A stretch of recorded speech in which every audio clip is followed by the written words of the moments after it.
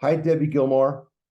Hello, Ed Peterson. It's great to be with you today. Oh my gosh, great to have you here. And hi, listeners, podcast listeners, or video watchers. I'm Ed Peterson, licensed clinical social worker and emotionally focused therapist in Salt Lake City, Utah. This is my podcast and my video vlog. It's such a funny thing. A vlog, I guess that's what it's called.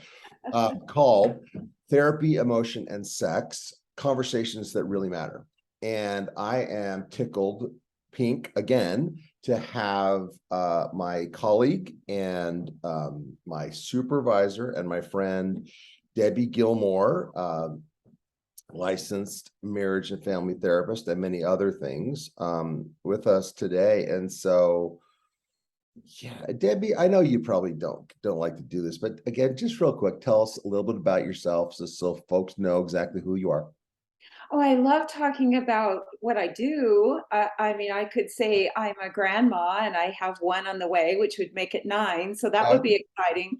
I also love my career. I love working with therapists. I love training therapists. I love teaching. I love working with couples and doing treatment. I love doing this kind of thing, Ed, because the listeners hopefully will benefit. Everything about this work is reaching outside of ourselves and touching lives and touching hearts and offering hope and healing. So, is that enough? Should I talk about anything Great. else? I love it. I love it. And you have one, at least one or two really cute dogs too that I've met before. Is it I one do. or One is laying by my feet, and her name is Kanapali, which is a beach on Maui, can and the other little one is can called we Maui. can we say hi real quick? Oh, sure. If I'd have to wake her up. So hold on just a minute. I just love to because I think that dogs are some of the best self-care. Oh, hello there. I Okay, that's all. know. I think that's all we're gonna do for the whole video is just have you hold up the dog. And then we'll Well, all just deep breathe while we look at your cute dog. yes, well, you know how therapeutic animals are, especially dogs. And this one here, I call her my shadow, even though she's white. She's always there. I'll turn around, look at her, and it just reminds me of attachment, security, Yeah. where, we turn around and we say, does my person have my back? Are they there for me? So it's symbolic. These animals are so symbolic of our need for connection with Yeah. humans.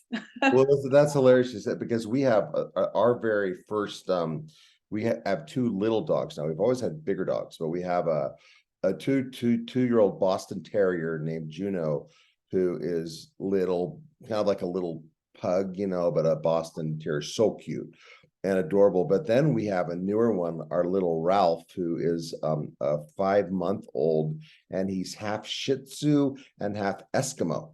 And I didn't Oh, even know that Eskimo was a type of dog. And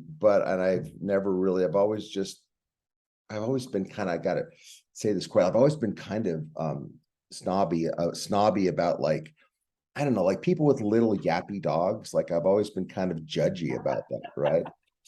And I've always thought they look like little like ornaments, right?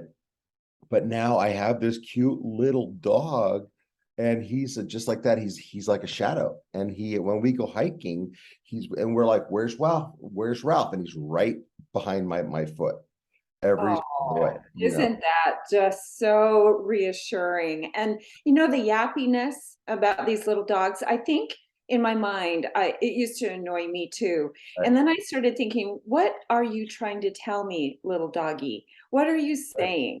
Well, basically, what they're saying is, I'm so excited to see you. You're my favorite person in the whole world. right. Thank you for being here. And that's their language. So, Yeah, if you could look at it that way, yeah. it eases up the tension of, oh, what a yappy dog. Right. Well, and I think that segues great into something I want to jump into, and I'm sure that our listeners will be interested in too, whether you're a regular person, a therapist, a doctor, whoever you are, right? Is we're going to talk a little bit about self-esteem, and we're going to talk about something that you are writing about or that you've written about. I don't know if your book is completed or not. Actually, it is at the editor right now, about halfway through the process. Yeah. Very excited to have the opportunity to talk about it, Ed. Thank you so much. Oh yeah, great. This So book, yeah, so tell us maybe just like the title and the subject, and then I'll jump in and we'll dive into it.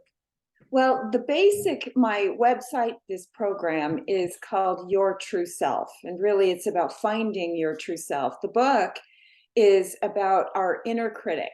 And it's a method that I developed years ago to help people conquer that inner critic voice inside their head. I like to say it's like a negative committee that calls meetings without our permission, and just suddenly they're yapping in the back of our head. We have an inner critic and a doubting self, and they get together.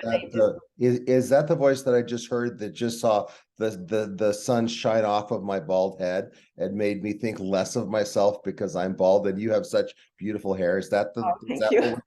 But is that Well, what we're talking about, that little voice? excellent example, Ed, because that committee just met and said, Ed, we're in charge. They pound the gavel on the table and say, buddy, you're worthless, or you're a fool, or you're bald, and that's not okay. Right.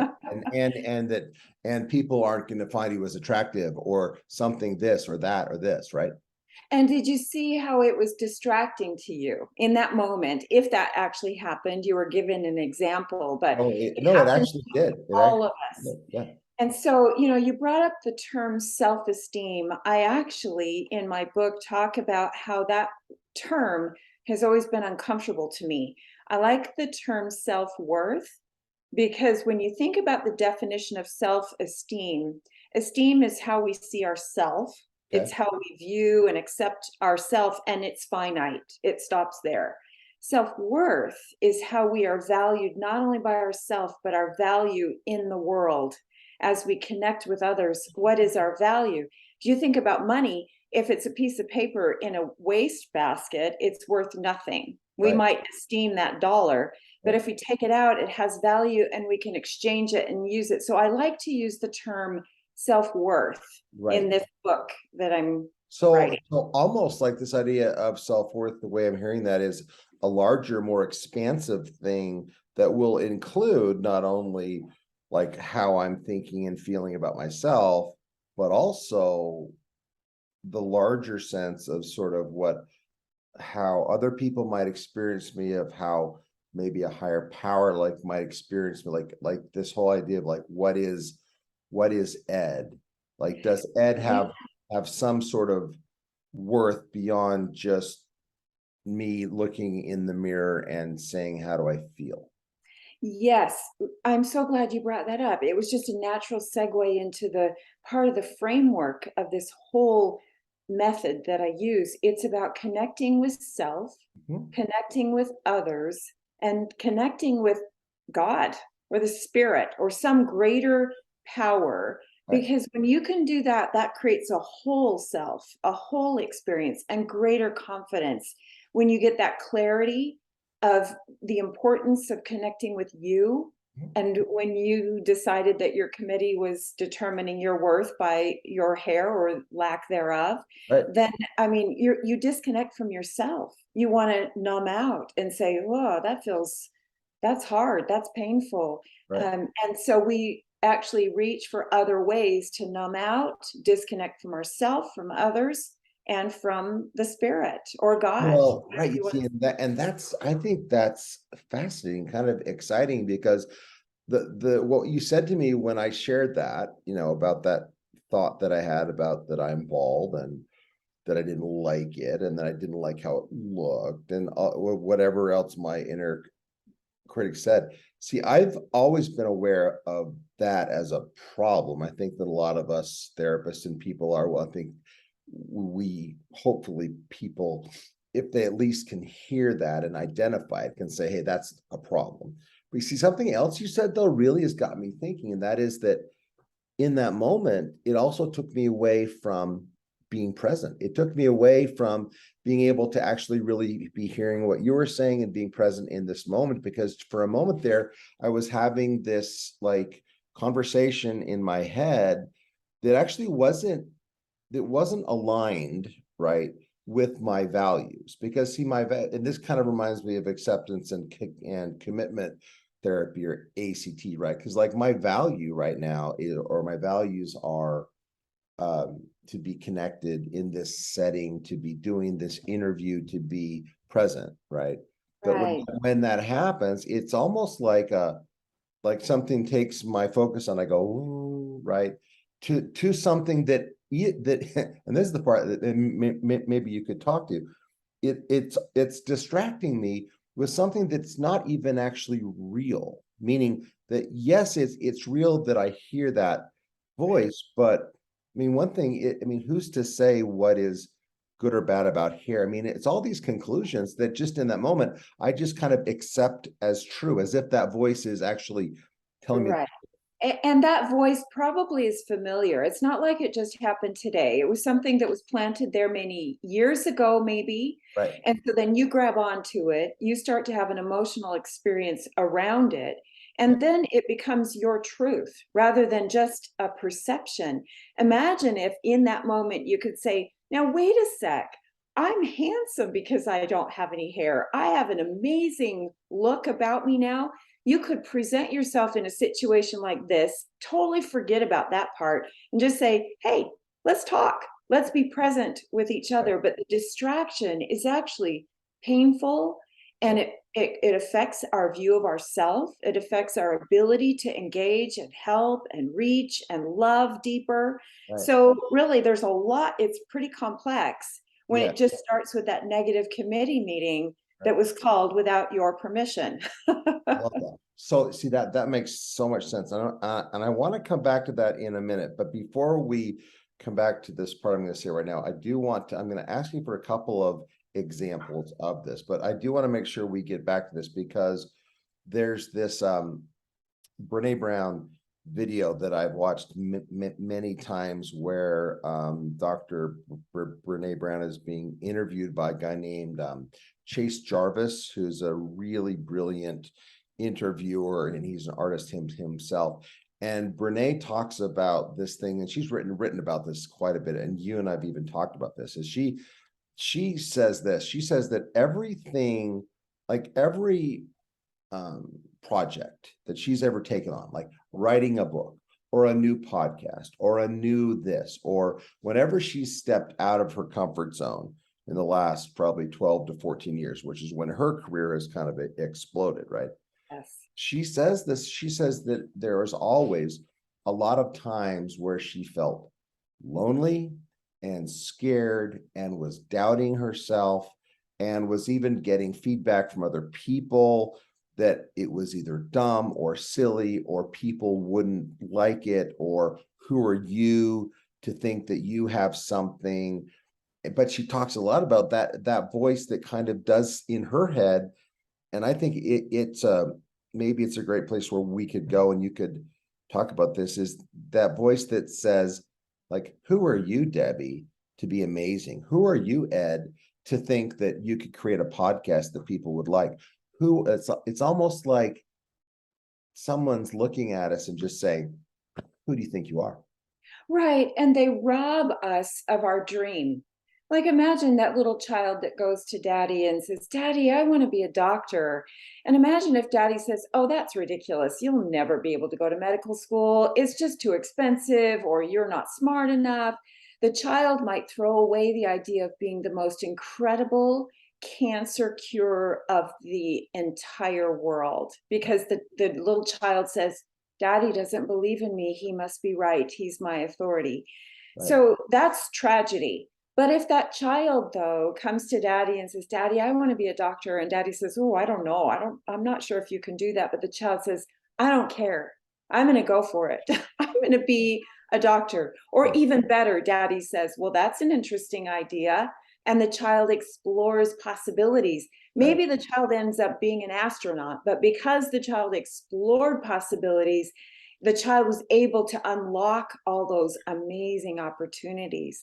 So there are many examples that I share in my book of famous people who were haunted by their inner critic, some who remain haunted. Yeah. And for example, Leonardo da Vinci, who abandoned multiple projects because he was so hard on himself. Can you imagine if Mona Lisa was unfinished because he just decided it wasn't worth it? Right. Or Michelangelo, who took 4 years to paint the ceiling of the Sistine Chapel, Right. but the whole time was haunted by his own inner critic. Yes. But there's one who rejected all the rejections, and that's Winston Churchill.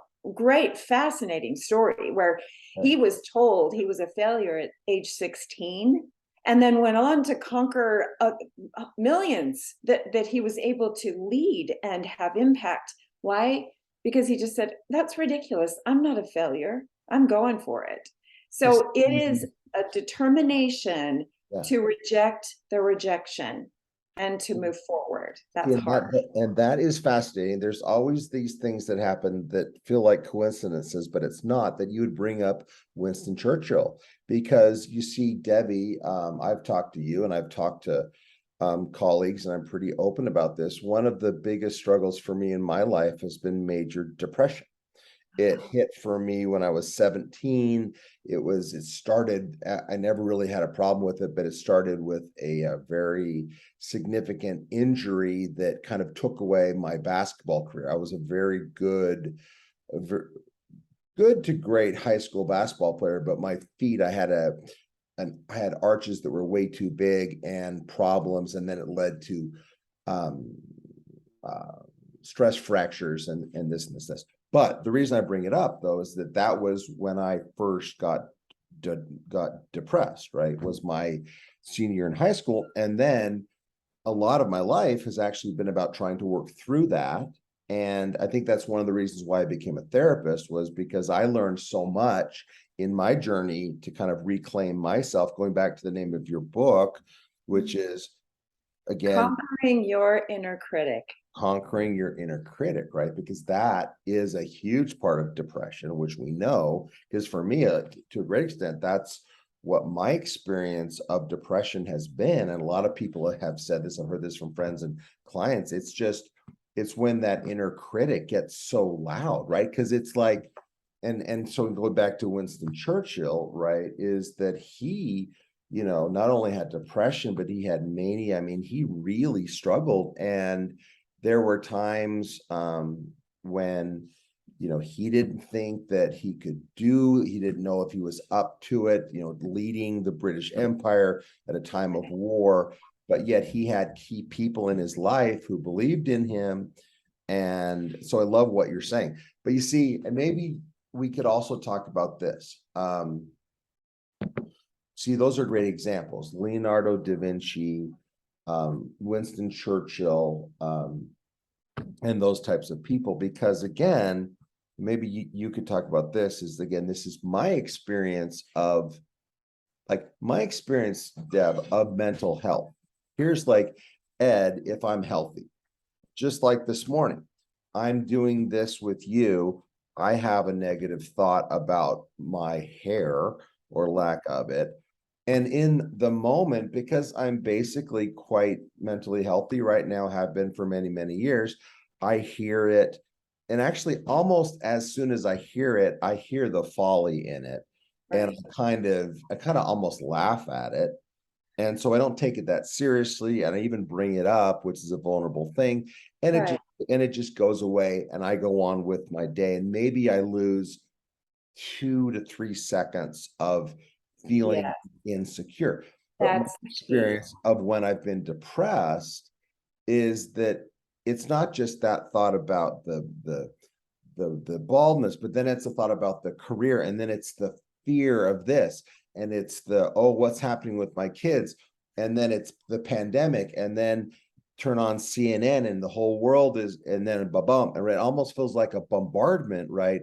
When it's no longer losing 3 seconds, but suddenly if I sit in that low energy state of, and I'm hearing and believing and kind of just like feeling that all alone, left alone with your negative more than about 20 or 25 minutes, then literally neurochemically, everything's going to go haywire, and it's going to be a kind of a snowball. Could you talk about, does that make sense? Yes, because the way you described it was you on your own with your own negative committee. So that's why I bring up connecting with self, connecting with others, and connecting outside of ourself and others and to a higher power. Right. Let's back up. You were talking about just being on your own with your own thoughts. And when we are depressed, that becomes a powerful negative impact when we reach out and risk and are vulnerable to someone else, a trusted other. Right. They can help us kind of organize that thought pattern.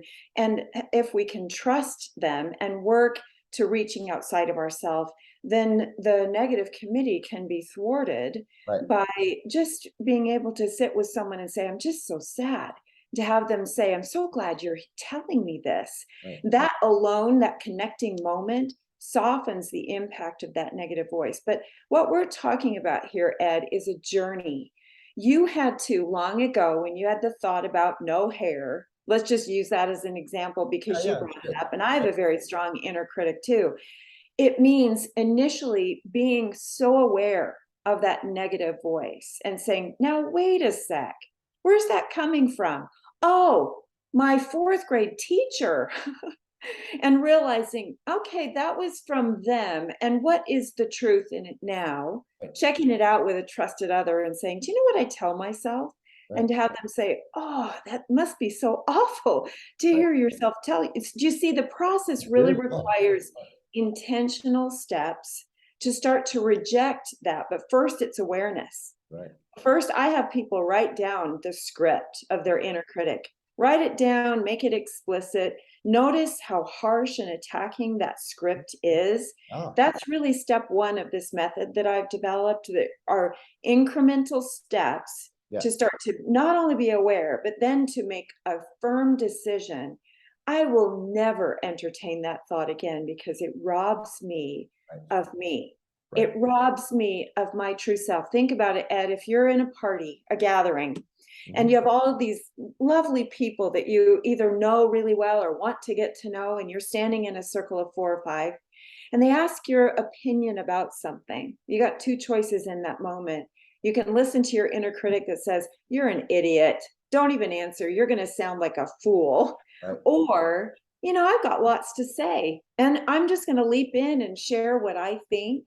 Now, there's a middle road there, this journey where you have to say, I know that I'm telling myself I'm a fool, but I'm just going to risk and I'm going to say something, and I'm not going to allow myself to punish myself for saying whatever I say. Because, you know, we do that. We'll make a comment in a classroom setting, and then we'll think about it after, and 20 minutes spent punishing ourselves for saying something stupid.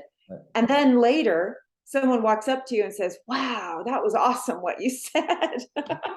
I know it, you know, and I think, yes, that is so true. That sparks a lot. And what do I want to say about that? Because I'm trying to think to myself of people watching this podcast, listening or watching right now. I know, you know, people out there, I know that you're just like us. You're like Debbie and you're like me, and that we all have this committee in our brain.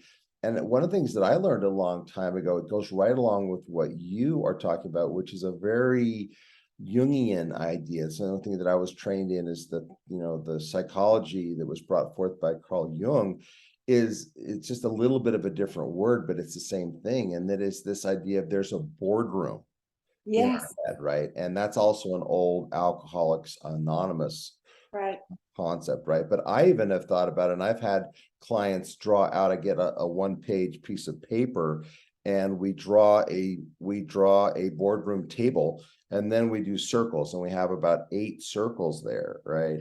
And what I try and help, and I've done this myself, and try to get people to, just like you're saying, to get in touch with kind of not just what is the voice, but actually who is the voice from, because it usually is. I mean, I've got the voice of a couple of coaches that were wonderful human beings who encouraged me at early ages in my basketball, believed in me.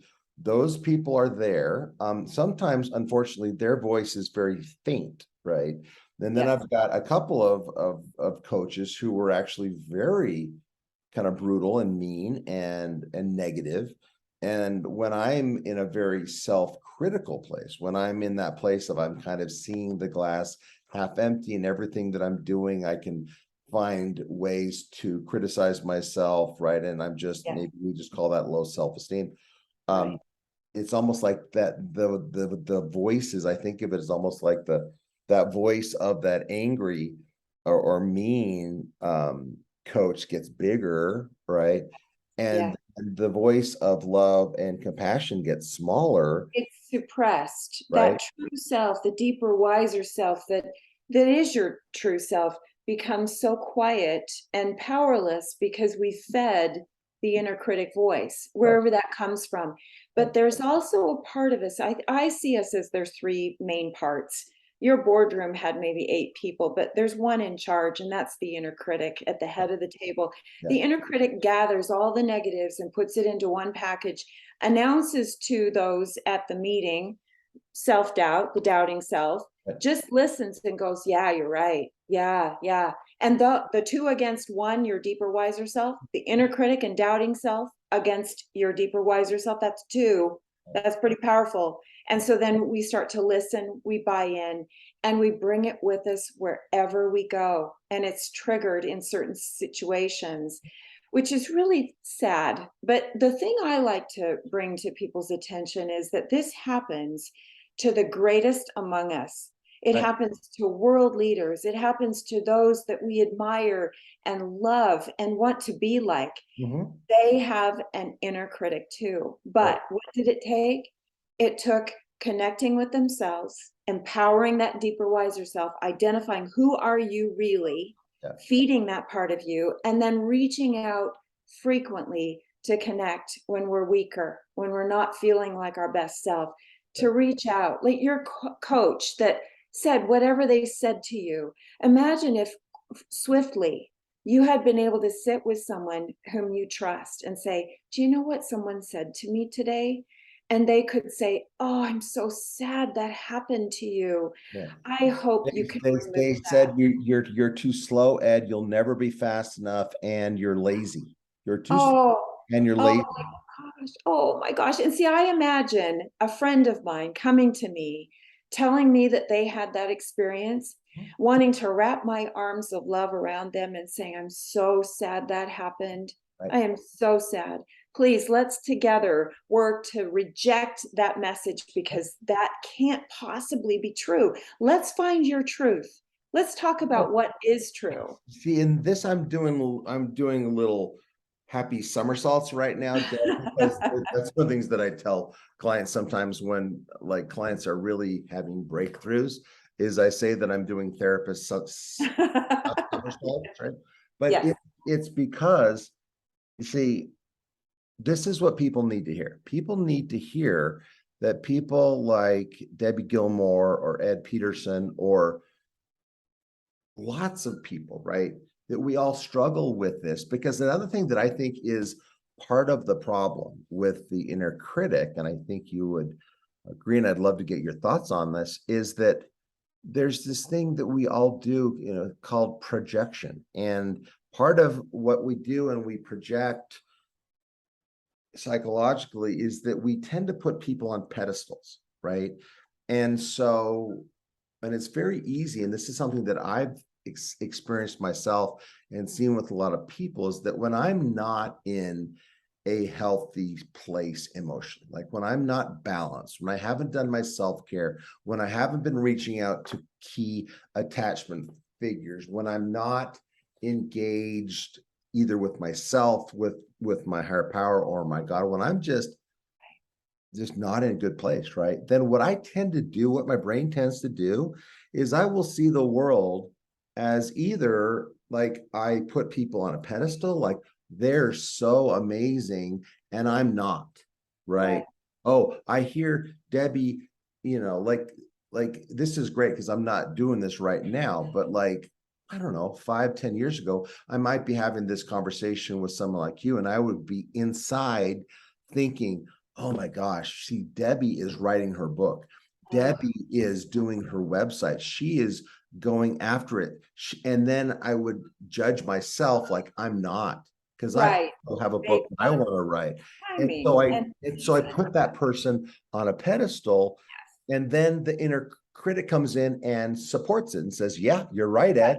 Yeah, yeah. yeah. And you know what's interesting, Ed, about this is that we typically, as humans, this isn't just you or me or, you know, a handful of people.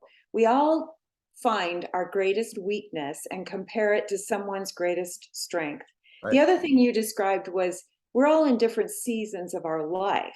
Yeah. You know, 10 years ago, I was not in this career as heavily as I am now because I was immersed in mothering Right. and doing something that I also loved doing. But if I compared myself maybe even 15 years ago to someone who was writing a book, I might have been humiliated, unfulfilled, and my well-being would take a huge hit because I'm believing, wow, I should be doing what they're doing. And Right. that's another thing that we do. We compare, take what we perceive as our weakness and are even more downtrodden because we're looking at someone else's what we perceive as greatness Right. instead of, Well, oh, that's a season yes. of their life that's not my season.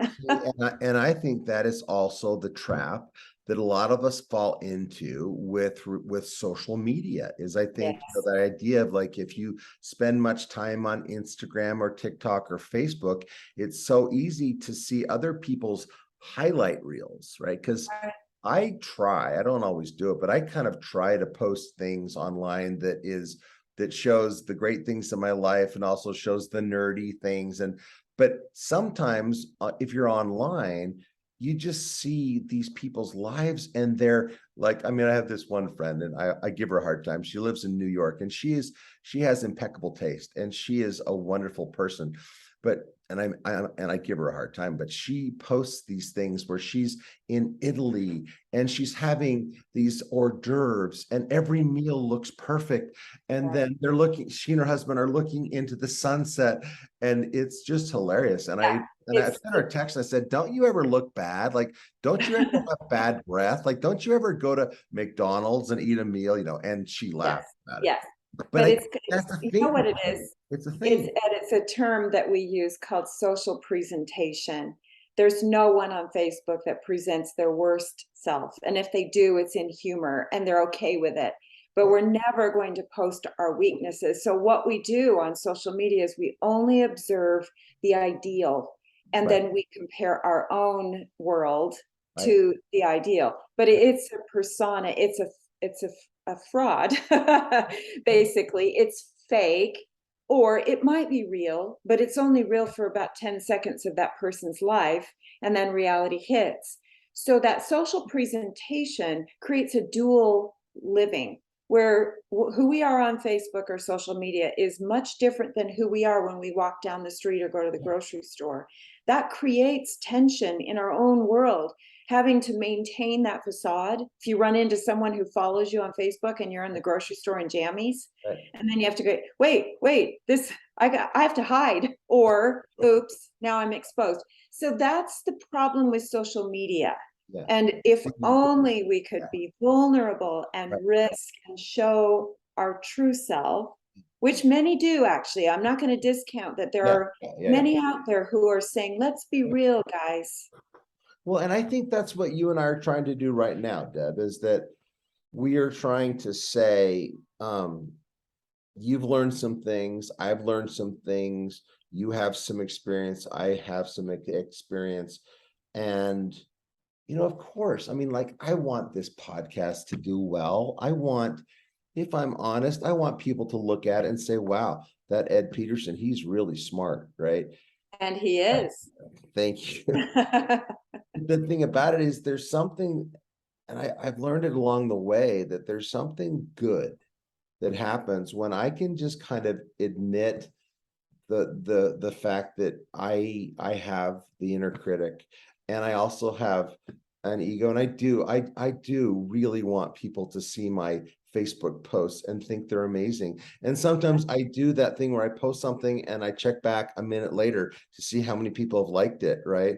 And Yes, we do that. it's so It's the embarrassing. rush that you It's get. You know, amazing. Ed, what would be really interesting would be to spend some time talking about imposter syndrome Yeah. and then talking about how to be real and authentic. Right. Those two things combined, I think that would be a really fascinating discussion that we maybe do one And time. you know what I was thinking is we should pull in some of our wonderful therapists, because we work at a place called the EFT Clinic in Salt Lake City that Yes. Debi and Christine Holding own. And I think I would love to do this sometime and pull in 3 or 4 of our colleagues and have a round table and let's Yes. just talk about it. Because, and here's the last thing that I want to share, and then I want you to have the last word. But I've been thinking about this person as we've been talking, and it's a person who's one of my heroes, and it's J.K. Rowling, the author Oh, yes. of the Harry Potter books. And one of the reasons that she's a hero of mine, I don't know her whole story. Actually, now that I'm saying, I'd like to go back. I'm sure there's a good biography of her. But one of the parts that I love is she has been very vulnerable about talking about the early days when she was a single mom, didn't really have any money, was trying to figure out her career. She knew that she was a writer. She thought she was pretty good, maybe. And she was sitting in coffee shops in England, and I think in London, and she just started writing. And that's where the Harry Potter books started, right? From a woman who was very clear about how much she doubted herself, and she didn't think that she had a great idea, but something inside of her kept saying, you got to share this. And it's almost like these characters kept kind of bubbling up and wanting to be voiced, and she just was like, okay, I guess I'll write it. But Yes. I just hope that our listeners will take heart from that, because people out there, if you are struggling, if you are depressed, if you've got anxiety, if you've got relational problems, and this inner critic does come up, which we know it does sometimes, I guess what I'm saying, and I think you're saying too, Debbie, is that we're telling you there's hope, and get support, whether with your friends or colleagues, or go into therapy or go to groups, but don't suffer alone, because you're not alone. We all struggle with this, and together we can do this. Alone, not so much. That's exactly what I was hoping we would end on, Ed, is the fact that we cannot do this journey of life alone. Those that do suffer with loneliness, depression, anxiety, mental health issues. When we can connect and help have trusted others remind us of who we really are and hold on to that in our heart. The thing about J.K. Rowling that you brought up was the characters were in her heart and soul. The Mhm. inner critic resides in our head, the Mhm. back of our head, in the logical part of our brain or irrational part of our brain. It's a thought process, but those characters resonated in her heart and soul, and she listened to that. She exposed them, and the world is blessed. So, anyway, I hope that makes sense, Ed. It does. So here's my intention for the day. I'm going to put one out, and then I want you to put one out. My intention for today is to, one, be aware of when my inner critic chimes in, try and be aware of that and listen for it, speak truth back to it, right? And then also reach out to some people like I'm doing right now, connect with you. But also, like, I'm very aware of this journey that I'm on, of really settling into believing the worth that I have, and believing, like, the fact that what I'm on this earth to do, that no one else has that my role is important, and that I'm here for a reason. And whether I'm at the grocery store or with a client, that if I can bring my best self, which is part of me that really values who I am, and Yeah, doesn't let that inner critic win. that's So beautiful, how Ed. about how I about love you? What would be an intention that you have for the day? my intention is to follow what Cinderella's mother said to her before she died, which is right in line with what we're doing. Her mother said, Cinderella, be kind and have courage. And I'm just going to add to that. I'm going to be kind to myself. I'm going to be kind to someone else and have courage to be real myself. That's my intention for today. Wonderful. Okay, we're going to do this again. Thank you, Deb. Thank you, Ed. It's great to be with you as always. Bye-bye.